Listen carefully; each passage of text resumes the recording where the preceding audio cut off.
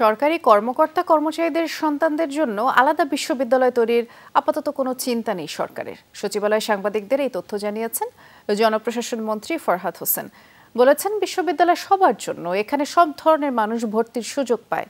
আর বিশিষ্টজনদের মত, এমন দাবি সমাজে বৈষম্য তৈরির উদাহরণ।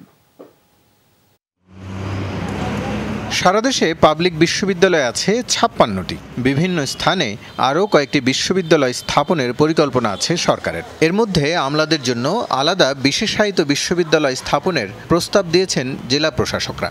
ডিসি সম্মেলনে এই প্রস্তাব দেয়া হয়েছিল বলে জানা গেছে।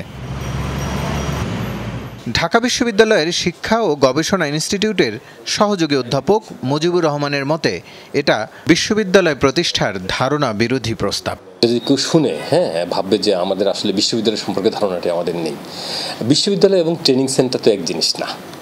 যেমন ব্যুরোক্রেটসদের জন্য হতে পারে ভালো মানের ইনস্টিটিউশন হতে পারে, একটা ভালো ট্রেনিং সেন্টার হতে পারে, যেমন আছে আমাদের সাভারে একটা আছে, সেটাকে আমরা আরও এনরিচ করতে পারি। বরং তাদের জন্য যদি আলাদা বিশ্ববিদ্যালয় করা হয় তাদেরই ক্ষতি হবে এবং তাদের বাচ্চারাই কিন্তু ক্ষতিগ্রস্ত হবে। তারা কিন্তু স্ক্যাটার্ড হয়ে গেল, মূল সমাজ থেকে বিচ্ছিন্ন হয়ে গেল তারা।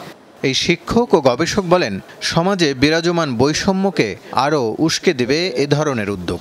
এই ধরনের একটা মেসেজ আসলো, এটা তো অ্যালার্মিং। কেন তারা চাইলেন এটা? তা আমরা অনেক সময় দেখি যে পলিটিশিয়ানরা যে দায়িত্বগুলো পালন করার কথা, তারা নিষ্ক্রিয় হয়ে গিয়ে ব্যুরোক্রেটরা এখন ওই জায়গাগুলো দখল করে ফেলছে।